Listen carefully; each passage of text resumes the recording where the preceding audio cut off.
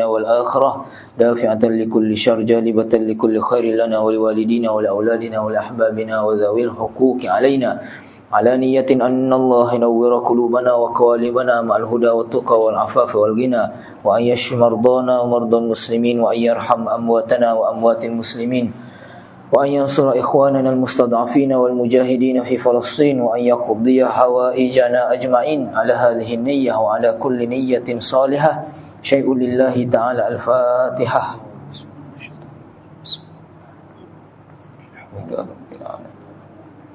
مالك يوم الدين إياك نعبد وإياك نستعين اهدنا الصراط المستقيم صراط الذين أنعمت عليهم غير المغضوب عليهم ولا الضالين.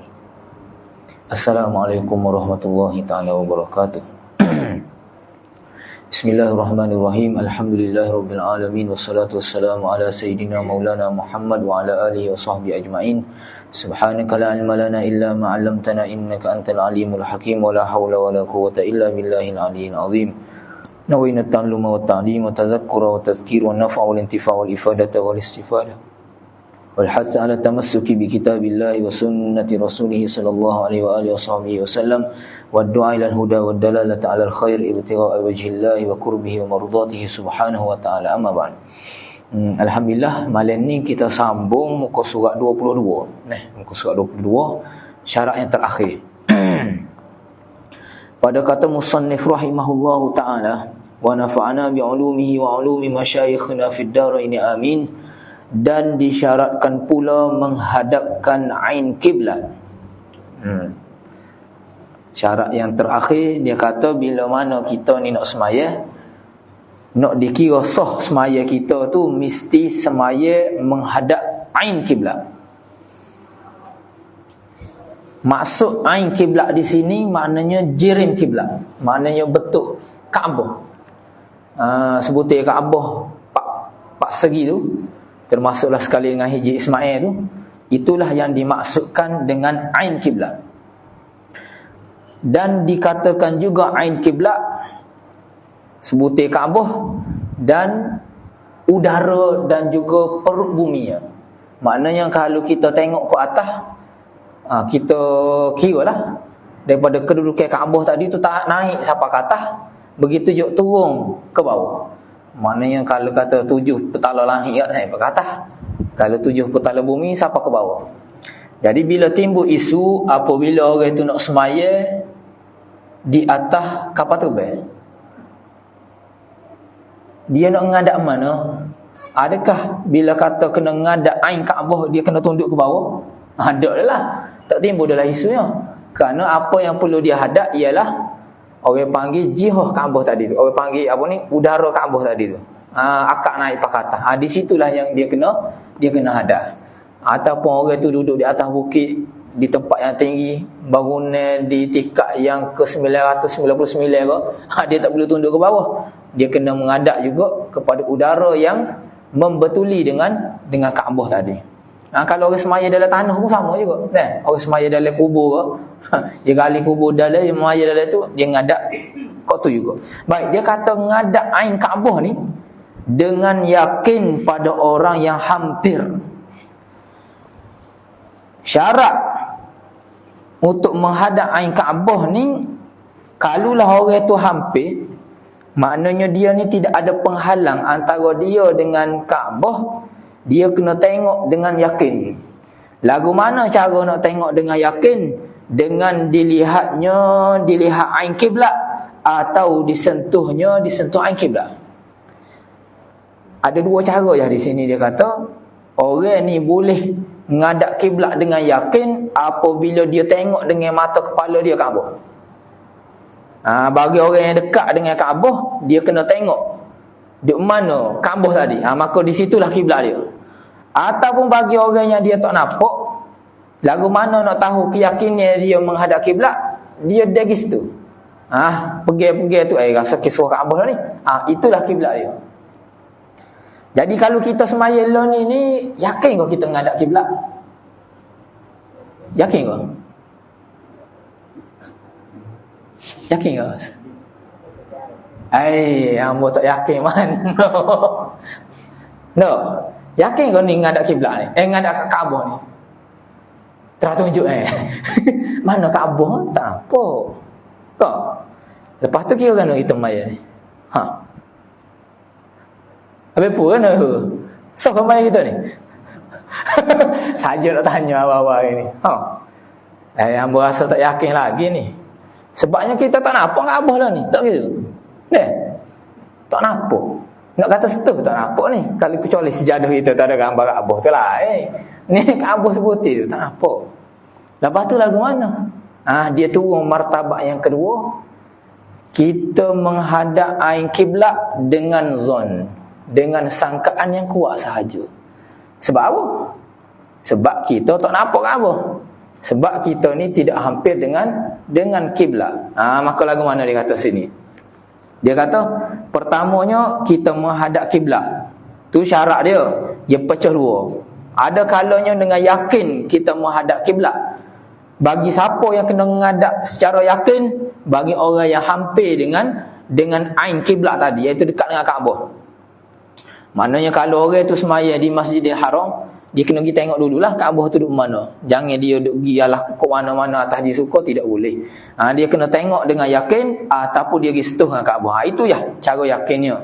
Cuma ada setengah lagi ulama dia tambah sah lagi. Iaitu dengan kita melihat mihrab Rasulullah sallallahu alaihi wasallam, tepat semaya Nabi sallallahu alaihi wasallam. Jadi mana arah yang Nabi tunjuk, mana yang arah yang Nabi semaya, itu yakin bahawa itu adalah kiblat. Tak ada orang petihkan lah sebab Nabi ngadap situ. Maka itulah arah kiblat dia. Jadi tiga ni ya. Kalau kata ngadap kiblat secara yakin. Adapun selain daripada tu, kita ngadap kiblat dengan zon. Dan dengan zon pada orang yang jauh. Ada dinding antaranya, antara orang tadi dan antara kiblat. Bagi orang yang ada penghalang, dinding di sini maknanya ada penghalang yang menghalang dia tengok Kaabah dan menghalang daripada dia boleh istuh dengan Kaabah, maka ni dia dah dikira sebagai orang yang jauh. Dikira orang yang jauh, maka cara lagu mana dia menghadap kiblat? Dengan zon sahaja, dengan sangkaan sahaja. Sebab apa? Dia tak boleh nak tengok sendiri. Jadi kita semaya lah ni kebanyakannya secara zon, sangkaan sahaja. Sangkaan itu sangkaan yang kuat lah, mengikut dalil-dalil dan juga ijtihad yang kita tengok. Sebab itu ada masjid bila mana dia semaya, lepas 10 tahun Jabatan Mufti mari tengok, orang ngaji falak mari cek arah kiblat, rupa-rupanya salah. Kiblat awak kita menghadap sebelum ni. Ada perubahan darjah dia mula. Itu menunjukkan bahawa keyakinan itu kita tak capah. Maknanya kita menghadap tu secara zon baru. Tak. Secara zon. Dia ada kisah ulama dulu. Ulama dulu ni dia terkenal dengan kasyaf. Maknanya dia ni dapatlah orang panggil tu buka hijab daripada dia. Dia pergi suatu kampung, dia semaya. Bila dia semaya, tengok-tengok dia pergi ngadap kiblat tu tak serupa dengan orang kampung semaya. Jadi dia ngadap tu serong sikit. Maka orang kampung pun tegurlah tok guru ni. Apa tok guru semaya tak ngadap kiblat? Maka tok guru dia kata, hamba ngadap kiblat dah ni. Hamba semaya ni menghadap kiblat dan hamba yakin kiblat hamba ni. Maka orang kampung tu kata, lagu mana kat tok guru kita ni duk semaya dah ni. Banyak tahun dah kita duk ngadap sini. Maka tok guru pun kata, terang mu tengok ni, ngadap aku tengok ni. Maka ketika tu Allah Ta'ala buka hijab, nampak Kaabah. Ni orang panggil karamah yang diberikan oleh Allah Ta'ala kepada ulama tadi. Maka bermula pada hari itu, dipanggillah orang-orang ngaji falak tengok pula di tempat tadi, rupa-rupanya betul sungguh. Kiblat awak dia semaya sebelum ni tu ada tersalah ijtihad. Maka barulah betul semula. Orang panggil arah kiblat pada kampung tadi. Ni bukan jari-jari orang lah bolehnya. Tapi kalau kita ni dia akan ajar lepas ni cara-cara nak tengok kiblat tu lagu mana. Jadi lah ni kebanyakan kitanya semaya secara zon saja. Kalau cikgu tanya kat kita ngadap kiblat secara yakin ni, rasanya salah lah ke kita jawab. Kita jawab yakin tidak. Secara zon sahaja. Maka tiada memadai menghadapkan pihak kiblat atas qaul yang muktamadnya qaul. Qaul maknanya pendapat yang muktamad yang dipegang di sisi ulama-ulama. Di sisi mazhab kita wajib kita menghadap ain kiblat. Maknanya sebutir Kaabah tadi tu. Tidak memadai kita menghadap arah kiblat. Arah Kaabah. Contoh kalau kita di sini arah kiblatnya di barat dah. Contohlah di Malaysia ni nak dibandingkan dengan Kaabah, Kaabah tu berada di barat kita. Jadi mengikut mazhab kita tak memadai kita menghadap semaya tu ke arah barat semata-mata, tak boleh. Mesti kita menghadap ain Kaabah. Maknanya kita semaya ni kalau kita turut akan temu juga dengan Kaabah pada akhirnya. Di sisi mazhab kita mesti kena kepada ain Kaabah. Ada pun mazhab yang lain seperti mazhab Hanafi, kalau hamba tak silap, dia kata memadai menghadap arah kiblat. Maknanya jihah ataupun sudut kiblat, sudut Kaabah tadi. Jadi kalau dia maya ni menghadap kat ni, kalau sairing sikit pun tak ada masalah lah mazhab dia. Kalau kita mesti kena tepat sudut yang kita semaya tadi, tak boleh belok. Tak boleh belok. Maka disyaratkan menghadap kiblat itu berbetulan dengan sekalian badannya badan seorang. Mesti ngadap tu kena dengan tubuh badan kita. Masuk dengan tubuh badan sini mengikut pendapat yang muktamad dengan dada. Dengan dada kita bagi orang yang semaya berdiri. Orang yang semaya berdiri dia kena menghadap menggunakan dada dia. Dada tu kena menghadap kiblat. Maka jikalau keluar daripada berbetulan, jika dengan setengah badannya seorang sekalipun tiada sah semaya dia. Maknanya mesti kena betul-betul tepat kena kepada kiblat. Tak boleh kita ni terkeluar sedikit pun. Contohnya dada kita ni orang tarik, kita pun pusing pada kita. Tika tu tak menghadap kiblat dah lah. Tak menghadap kiblat dah. Kena menghadap kiblat. Dia kata tak sah. Dan harus meninggalkan berhadap kiblat sama ada sembahyang fardu atau sunat pada sembahyang syiddatil khauf. Kalau kita ambil ni dia terjatuh, dia tinggal satu perkataan pada sembahyang syiddatil khauf. Dia kata syaratnya kena menghadap kiblat, tapi ada juga situasi tertentu yang membolehkan kita ni tak perlu menghadap kiblat. Bila? Dia katanya sama ada semaya itu semaya fardu atau semaya sunat, asal kita semaya dalam keadaan syiddatil khauf. Apa maksud syiddatil khauf? Dalam keadaan kita ni bersangatan takut. Bersangatan takut. Bila tu? Pada perang yang harus. Pada peperangan yang diharuskan pada syarat. Contohnya seperti perang muslimin akan kufar. Ketika mana orang Islam perang dengan orang kafir, ketika tu kita tengah berlawan. Tengok-tengok, masa tu lah juga masuk semaya. Orang kafir tak berhenti lah. Dia terus ke peperangan, kita pun terpaksa juga perang dengan dia. Ketika tengah masuk waktu semaya tadi tu. Tak ada masa dah nak berehat. Maka ketika tu kita juga wajib juga semaya. Nak katanya tak ada peluang untuk tinggalkan semaya. Asalkan kita ni ada akal fikiran yang warah, kena semaya juga. Jadi syiddatul khauf ni, kalau belajar dalam kitab-kitab yang besar, antara dalam kitab Matla'ul Badrain, dia akan cerita beberapa kaifiat dan juga beberapa situasi yang ada yang Nabi SAW ajar kepada para sahabat. Dan khususnya dalam mazhab kita Imam Syafi'i, ada ni situasi dan juga ada 4 kaifiat. Itu kena tengok kitab besar lah. Tak ada ke sini. Jadi contohnya masa kita tengah perang dengan orang kafir tu, ketika tu lah kita kena semaya juga. Maka ketika tu tak perlu kita nak menghadap kiblat. Kalau nak menghadap kiblat juga ketika tu kena orang panggil kena semeh demo lah. Mati tak wasa-wasa. Ketika tu kita semaya menghadap musuh kita. Gerak banyak pun tak ada masalah, kena darah pun tak ada masalah. Kerana ketika itu bersangat takut. Contoh kedua dia mari, dan perang ahlil adli akan burah. Ahlil adli maknanya pengikut ataupun penduduk yang mengikut pemerintah yang adil, melawan burah maknanya pemberontak. pemerintah yang sah dilantik, tiba-tiba ada pemberontak nak lawan pemerintah. Maka ketika tu dibolehkan untuk kerajaan memerangi golongan pemberontak tadi. Maka ketika tu, kalaulah kata kita tengah nak semaya ketika tu, boleh untuk kita ni meninggalkan menghadap kiblat.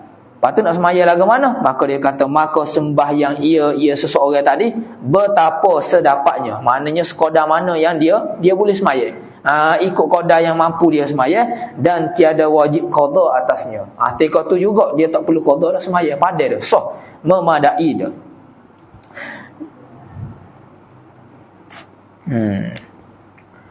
Dan harus pula meninggalkan berhadap kiblat pada sembahyang sunat di dalam safar. Keadaan kedua boleh kita tinggal kiblat, menghadap kiblat ni bila mana kita nak semaya sunat. Bukan semaya sunat secara mutlak saja-saja gini, tidak, tetapi semaya sunat ketika mana kita bermusafir.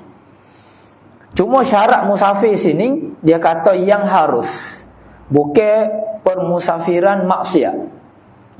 Kalaulah kata permusafiran bermaksiat, contohnya kalau kita musafir nak pergi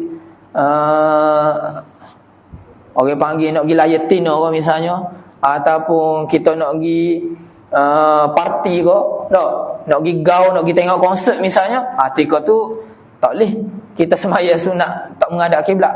Kerana ketika itu ar-rukhsah la tunatu bil ma'asi. Rukhsah ini tidak diberikan ketika mana kita buat maksiat.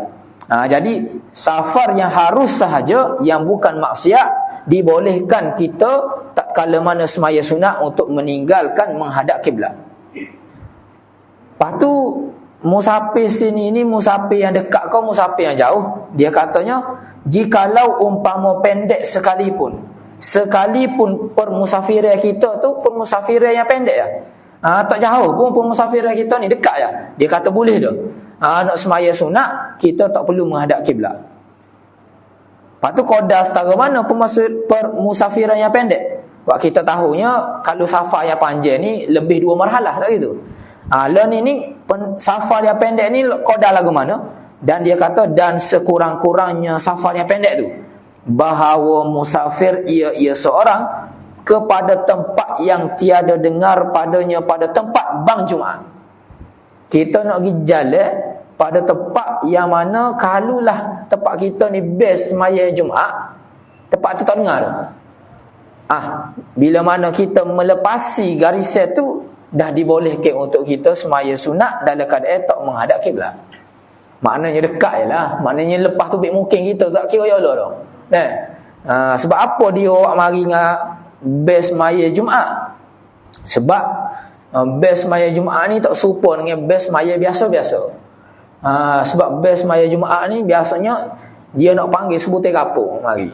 Maka dia nak isyarat sini, maknanya kita keluar daripada permukiman kita, ketika tu dah boleh untuk kita ni semaya sunat dalam keadaan tidak menghadap kiblat.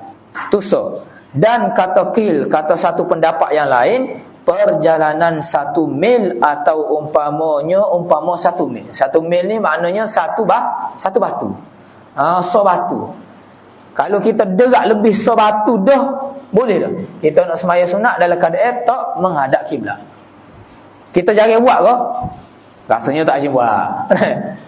Kalau di Kelantan ni antara ulama yang masyhur, soho lah dia ni tak tinggal semaya sunat di dalam pemusafiran ni, antaranya ialah arwah Tok Guru Ni Aziz, bekas menteri besar kita. Diriwayatkan daripada pemandu dia bahawa bila mana dia ni masuk dalam kereta, bila pergi jalan jauh dia sentiasa semaya sunat dalam kenderaan, dia tak tinggal. Tok Guru Ni Aziz ni hebatlah, kita boleh puji banyak dan kita kena tiru dia. Semaya duha tak tinggal, qiyamul lail tak tinggal, tika sakit pun dia buat. Dalam kereta tu dia tak tinggal baca Quran, antara lainnya semaya sunat. Jadi bila dia masuk dalam kereta tu, dia tak buah kat sini lah. Antara bos dengan driver ni tak buah kat sini. Bukan duk nanya benda-benda ngarut, tapi Tok Guru Ni Aziz ni dia semaya sunat. Jadi bila kita semaya sunat dalam kereta ni, maknanya kita tak perlu menghadap kiblat. Kita duduk juga, kita akad takbir semaya sebut sekali. Duduk sembahyang, duduk pun tak ada masalah kan, sembahyang sunat. Tak disyaratkan berdiri. Lepas ni kita belajar pula. Jadi sepanjang perjalanan itu kiblat kitanya kira lagu mana? Arah yang kita tuju. Maka dia kata, maka harus baginya, bagi orang yang bermusafir nak sembahyang sunat tadi tu, menghadapkan kepada pihak yang dikosatnya. Maknanya arah yang dia tuju. Dia tak perlu ngadap lain. Kalau kata dia nak pergi serik situlah ya semayanya. Bukan kata dia pergi semaya ke kiri, tidak. Dan jangan berpaling daripada arah yang dia tuju tadi, pihak yang dia kosak itu, melainkan kebala kiblat. Kalau dia nak paling pun, paling kepada kiblat saja. Ke arah lain tak boleh. Kalau dia paling ke arah lain, tak sah dah semaya dia. Maka jika ia atas kenderaan, jadi kalau seorang itu dia jalan menggunakan kenderaan, jika kemudahan baginya, bagi seorang menghadapkan kiblat pada sekalian sembahyangnya. Dia kata mudah bagi dia ni, kalau dia naik atas kenderaan ni, dia boleh menghadap kiblat 100%. Tak terganggu kiblat dia. Dan menyempurnakan segala rukunnya, rukun semaya. Dia boleh buat segala rukun-rukun semaya itu dengan sempurna. Atau setengahnya, ataupun sebahagian saja. Lazimlah yang demikian itu kerana mudahnya. Maka wajib. Lazimlah dengan mana wajiblah, dia menyempurnakan segala rukun tadi tu dalam keadaan sempurna. Ataupun dia kena semaya mengikut kiblat. Boleh jadi dia semaya atas kenderaan yang besar. Contohnya atas kereta api, yang mana kereta api ni gerak straight lah. Tak ada kona-kona tu. Lepas tu ada tempat semaya pula dalam kereta api tadi. Contohnya Ambo di Mesir ada ruang untuk dia semaya tepi tu. Maka ketika tu tak ada masalah lah. Dia semaya menghadap kiblat molek-molek. Lepas tu rukun dia pun kita boleh buat semolek. Maknanya diri kita boleh, rokok kita boleh, iktidal boleh, duduk boleh, sujud boleh. Maka ketika tu wajiblah kita buat sekadar yang kita boleh buat. Gitu. Janganlah ketika tu kita ambil rukhsah kata boleh nak tinggal. Tak boleh. Sebab kita boleh buat kerana mudah. Dia kata situ wajib kerana mudah. Dan jika tiada mudah, maknanya payah. Boleh jadi driver ni gerak kiri kanan. Jalan tu bukan straight, tepat pula sepik. Kita tak boleh nak semaya. Tiada lazim atasnya, atas seorang, sesuatu daripada menghadapkan kiblat, menyempurnakan segala rukun atau setengahnya tadi. Melainkan takbiratul ihram. Ketika mana takbiratul ihram, hendaklah menghadapkan kiblat jika kemudahan baginya. Kalaulah kata driver tu gerak kiri kanan payah, dia ni tak boleh nak berdiri, tak boleh nak duduk, maka maknanya semaya itu atas isyarat saja. Maka ketika tu disyaratkan ketika takbiratul ihram saja ya, dia kena menghadap kiblat. Ada pun selepas daripada takbiratul ihram, dia tak boleh nak berdiri ke, dia tak boleh nak rokok ke, tak boleh nak sujud, ataupun tak boleh nak menghadap kiblat, maka ketika tu diberi kelonggaran. Boleh, tak ada masalah, kerana keadaan tidak membenarkan bagi diri dia. Jadi syaratnya hanya pada takbiratul ihram hendaklah menghadapkan kiblat. Itu pun jika kemudahan bagi dia, maknanya mudah. Lepas tu ada ke keadaan susah? Ada. Dan jika kesukaran, maknanya susah, tak boleh nak menghadap kiblat juga. Boleh jadi kerana kita duduk atas perahu misalnya, terumbang ambing, ataupun kita ni duduk dalam hutan, tak ada internet, nak tengok arah kiblat pun kita tak tahu secara mana. Maka lagu mana kita usaha dah tak boleh nak buat gapo, maka tiada lazim pula menghadapkan kiblat ketika takbiratul ihram. Maknanya time itu kita semaya tak perlu menghadap kiblat dah lah, kerana kita dah tak mampu. Habis itu. Mana? Ada soalan ke?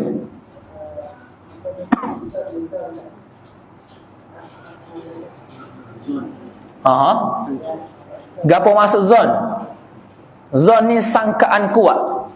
Kita skor yang mana sangkaan kita tu, kalau kita nak iktibar dengan kadar peratus melebihi 50%. Hak ni dah dikira sebagai zon, sangka kuat. Kita skor sinilah kiblat. Jadi skor kuat ni mesti kena ada dalil, kena ada sandaran. Kalau tidak, orang tak panggil skor kuat. Mesti ada sandaran dia, mesti menggunakan ijtihad dia, barulah kita tahu bahawa ini adalah kiblat. Ni kalau tak ada sangkaan kuat, orang tak panggil kalau tak ada dalil, tak ada ijtihad, orang tak panggil sangka kuat. Hak tu orang panggil waham. Orang panggil ke waham, terjemah dia kesamaran. Tak. Jadi sama-sama. Sebab apa?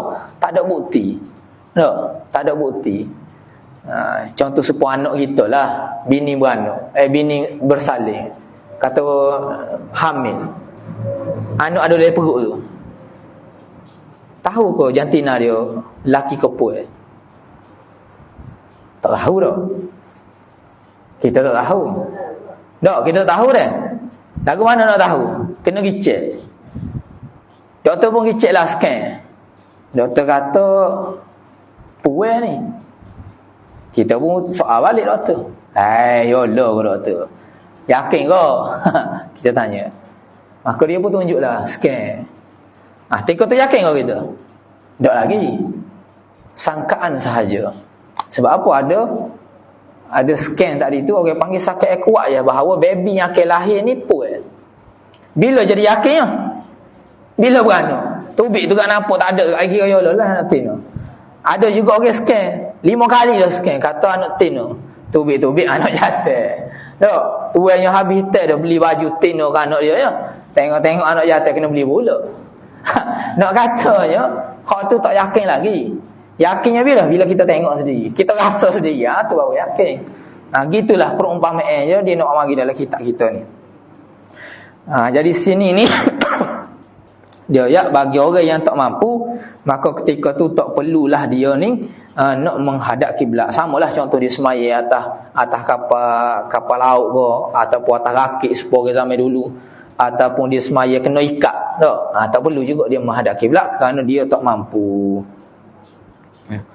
Dan tiada wajib atasnya atas seorang menghantarkan dahi seorang atas umpama pelananya seorang pada ketika rokoknya dan sujudnya, bahkan hendaklah diisyarat dengan keduanya. Hak ni bagi orang yang semaya di atas kenderaan. Zaman dulu kan naik kuda, naik unta, naik hima, naik keldai. Jadi dia kata bila semaya gitu, kata tak apalah, tak menghadap kiblatnya. Dia menghadapnya ketika mana akad takbir. Lepas tu tak nak sujud tu, kena sujud atas hima tu kah? Kena sujud atas kuda tadi tu kah? Umpama pelana ni dengan mana tempat duduk dia tu kah? Dia kata sini tak wajib. Tika tengah rokok, tika tengah sujud tadi tak perlu dia turun sujud. Lepas tu dia hanya memadai dengan isyarat saja.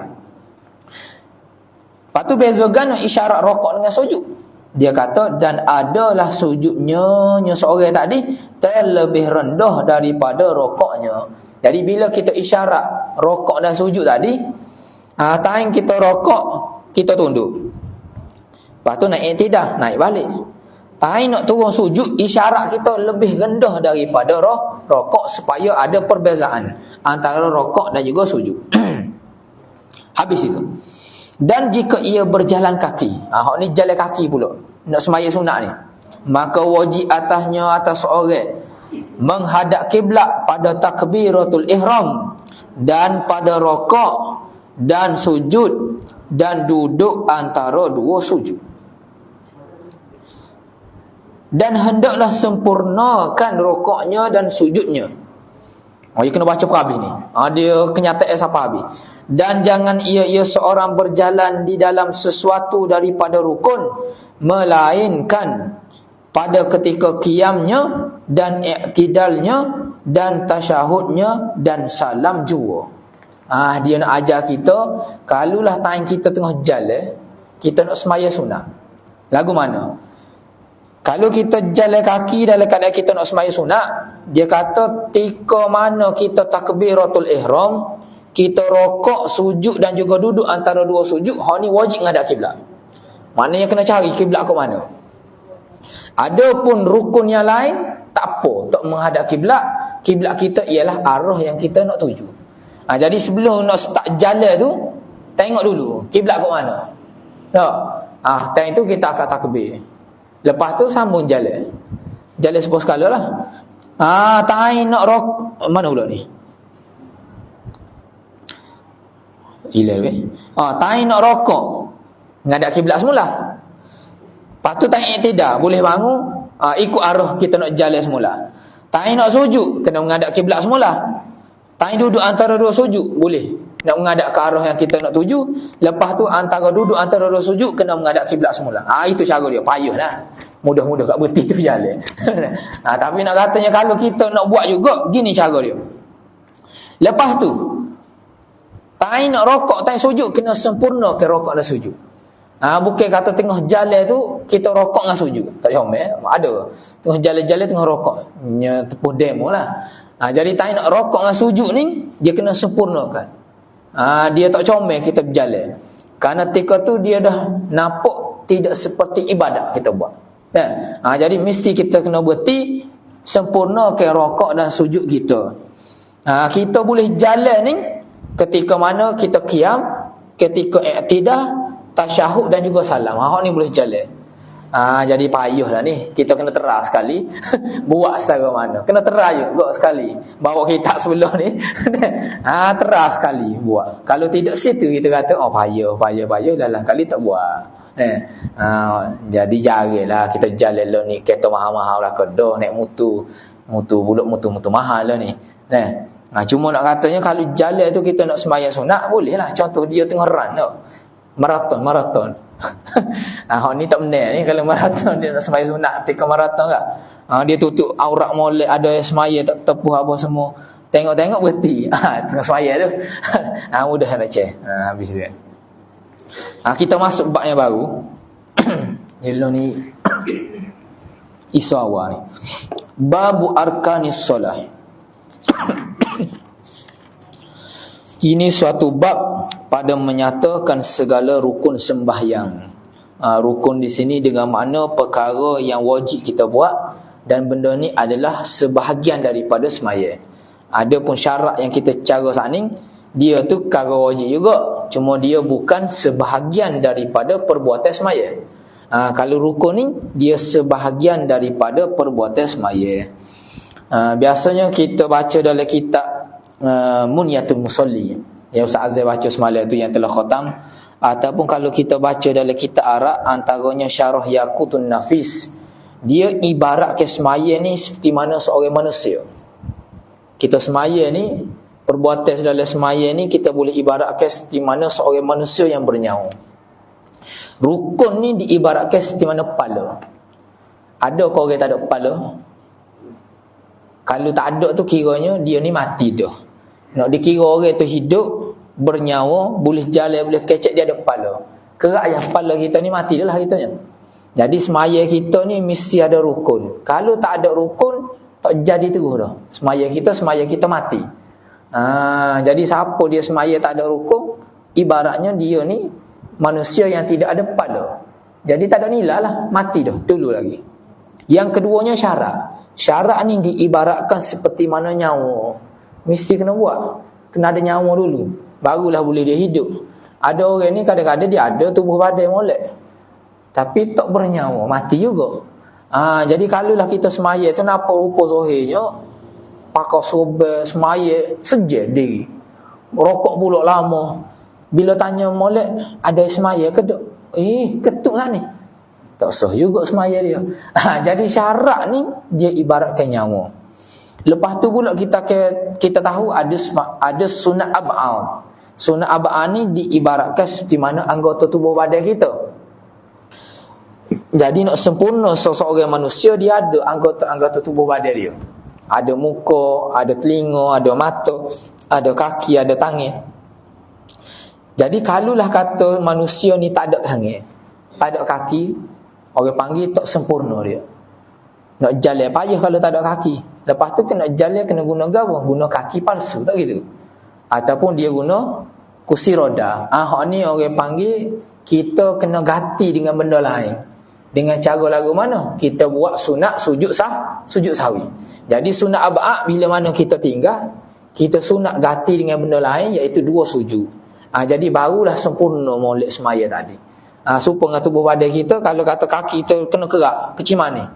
Huduh jalan. Payah nak jalan, kena ada tokak, tak? Kena ada kaki palsu, barulah comel semula.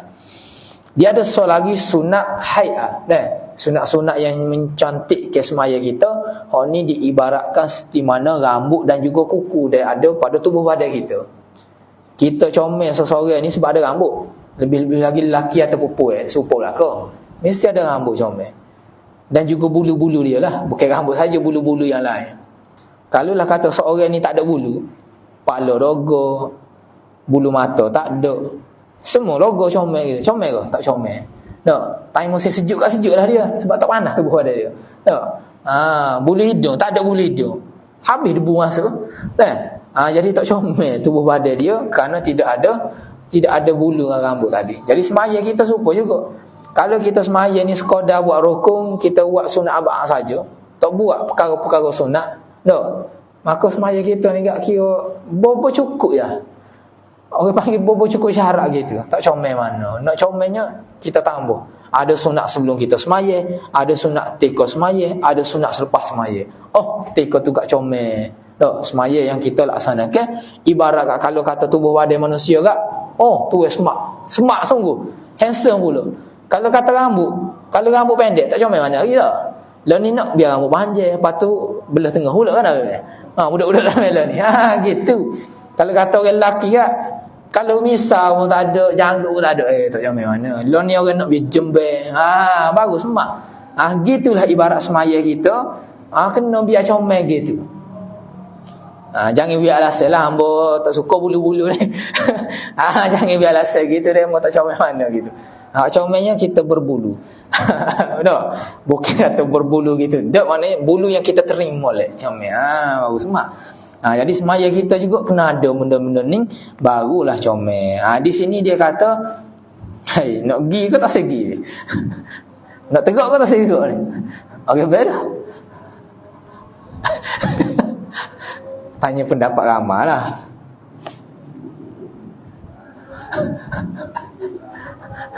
Tak turun lagi dah. Ya turun kita putih. Kita masuk. Dia kata bermula rukunnya rukun sembahyang 13. Dalam mazhab Syafi'i, kita bahas bab rukun sembahyang ni, pendapat muktamad di sisi Imam Nawawi dalam kitab Minhaj dan juga Muharrar dia kata 13. 13 ni dia kira dengan menjadikan tamakninah itu sebagai syarat saja daripada rokok, i'tidal, sujud dan juga duduk antara dua sujud. Jadi tamakninah tu dia tak kira sebagai rukun. Sebab apa kita nak ayat gini? Sebab kalau ngaji kitab-kitab lain, kita ketemu ada ulama-ulama yang kata 14. Ada yang kata 15, ada yang kata 16, 17, 18, 19, 20, 21, 23. Berapa pendapat tak ada? Lah sekali bengong kita. Pak mana so ni ustaz? Semua tu kitab-kitab mazhab Syafi'i belaka. Ngaji kitab fiqh sini, gi masjid ni ustaz ni ajar kata 13. Gi pula masjid waktu, ambang ngaji mari 13, hari ni ustaz kata 17. Kok mana pula ni ustaz? Tambah kok mana ni? Semaya ikut Syiah kok mana ni? Ada 17 pula ni. Lagu mana ni? Perkiraan ni orang panggil khilafun lafzi. Perbezaan pendapat dari sudut nak bila ya. Tapi hakikat barang tu tulur yang belakangnya. Kena buat belaka. Cuma ada ulama tu dia kira itu big gini. Ada ulama tu kira tu big 13. Buat lain tu wajib juga, cuma diiktibar sebagai syarat misalnya ataupun syarat bagi rukun. Dia jadi gitu. Jadi pendapat muktamadnya 13. Hak ni yang kita duk guna sama-sama lah. Hamba tak cerita lah ni banyak ni. Kalau tengok dalam kitab Tahrir Buriyatul Tulab dia sebut 15. Letih tu. Kalau ngaji Buriyatul Tulab dia sebut 15. Kalau siapa ngaji Fathul Mu'in dia kata 14. Letih pula. Dalam kitab Imam Nawawi yang lain, Raudah dan juga Tahqiq dia kata 17. Imam Nawawi seorang ni, tapi kitab dia beza. Ada kitab dia kata 13, ada kata 17. Yaqut Nafis, Umdatus Salik, Kifayatul Muhtadi. Ni kata 17 lah kau ni. Ingat ni. Kitab-kitab ni dia kata 17. Ada setengah kitab dia kata 18. Contohnya kitab Tambih bagi Imam Syirazi. Fathul Qari Bun Mujib dia kata 18 ni. Lepas ni budak-budak ni ngaji Fathul Qari 18. Pindah mata tu guna jadi 18. Kifayatul akhyar. Siapa ngaji kifayatul akhyar, dia akan kata 18 juga. Hai, letih lah apa ni. Mudahnya mengaji ni sajalah. Katanya ada 13. Kita terakhir sosok lagu mana. Dia kata pertamanya niat. Niat ni dengan mana kita hadirkan dalam hati kita. Kita nak buat sesuatu perkara berserta dengan perbuatan yang kita nak buat. Maka dinamakan niat. Niat disertakan dia niat dengan satu juzuk, yakni satu bahagian daripada takbiratul ihram. Niat ni kita nak buat bila? Ketika mana kita takbiratul ihram. Boleh kau niat sebelum takbiratul ihram? Tak sah. Sebab ta'rif bagi niat sendiri di sisi mazhab kita, ta'rif dia ialah qasdus syai' muqtarinan bi fi'li. Kita tuju nak buat suatu perkara menyertai bersama dengan perbuatan tadi. Hak tu orang panggil ni niat. Sebelum kita buat tu kita panggil niat lagi. Orang panggil azam. Bahasa Melayu pun panggil berazam juga dah. Maknanya kita pacak baru. Tak panggil niat lagi. Jadi niat ni bila kita iktibar, bila mana kita mula-mula nak buat satu perkara tadi. Di situlah permulaan bagi niat. Jadi semaya ni mana kalau kira nak mula dia? Mulanya dengan takbiratul ihram. Jadi situlah kita ni niat semaya. Lepas tu niat ni dalam hati ko kita lapah kat mulut. Dia kata dan tempat niat di hati. Niat ni bagai dalam hati. Jadi kalau ada orang semaya dia tak usolli, dia tak pelapah pun mulut dia, tak kata usolli apa semua, sah ke semaya dia? Sah. Sebab niat sebenarnya dalam hati. Jangan kita tegur pula. Dia mau niat dah tadi. Kau tak dengar pun dia mau kata usolli. Tak. Tu email je usolli tadi. Ada. Niat ni bagai dalam hati. Maka tiada wajib disebutkan niat dengan lidah. Tak wajib kita lapah tutur gitu. Kalau kita tutur tu orang tak panggil niat lagi. Orang panggil berlafaz dengan niat. Niat ni kita hadirkan dalam hati. Tetapi sunat jua supaya menolong akan hati. Sunat sahaja kita melafazkan niat kerana apa? Untuk menolong hati kita. Nak kemah bagi dalam hati ni tak memikir ke benda lain, kita sebut ke mulut. Supalah kalau kata kita sayang ke bini kita, kita ucap I love you, aku cinta padamu tadi tu, nak bantu hati kita ya sebenarnya. Tak perlu ucap mulut pun kita sayang. Orang lelaki ni tak suka sebut-sebut benda-benda gini gitu. Haji sebut lagi I love you ke bini. Dah. Kalau ada bini tak sebut dah. Padahal kita ada ni, kita sayang dia ada. Tapi orang tina dia tak asyik nak tengok biar kita sebut kat mulut dia. Itu tidak. Ya dia cinta ni di dalam hati.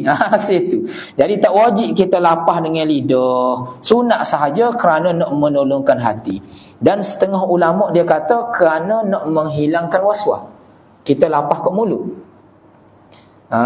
Bagi orang yang jenis, orang panggil kamu ni popah kamu ni, dia waswas duk ambil semaya sekolah tak habis-habis hari ni, dia kena lapah kat mulut. Baru mudah. Kalau tidak kan ada akak usul di situ nak sebut usuli pun ya waswas pula dah. Tu jadi bengol tu. Jadi masalah pula. Sebenarnya kita nak lapah ke mulut ni nak membezakan nak menolong hati dia.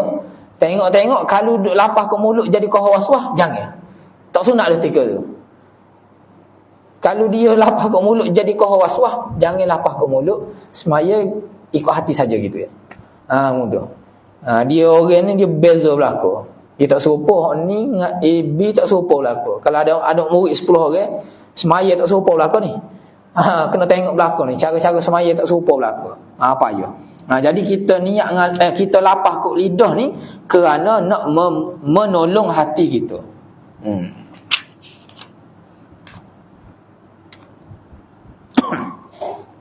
Lepas tu pula antara hujah di sisi mazhab kita, kenapa kita ni talaffuz bin niyah, kerana hujah yang diguna pakai dalam mazhab Syafi'i, dia kata kita kiaskan dengan perbuatan Nabi SAW. Bila mana Nabi ni nak buat haji dan juga umrah, Nabi lapah kat mulut, lapah niat ihram tak? Nabi lapah kat mulut. Nabi tak memada dengan niat ihram tu dalam hati saja. Contohnya antara riwayat yang lain dalam riwayat Sahih Muslim. Riwayat daripada Sayyidina Anas radhiyallahu taala anhu, dia kata, aku mendengar Rasulullah sallallahu alaihi wasallam bersabda, labbaika umratan wa hajjan. Sengaja aku mengerjakan umrah dan juga haji. Jadi Imam Ibn Hajar Al-Haytami, dia sebut dalam kitab Tupuh, jadi usolli yang kita dah sebut dalam semaya ni, kita kiaskan dalam bab haji tadi. Kerana Nabi sebut dengan mulut, lapah niat ihram tadi.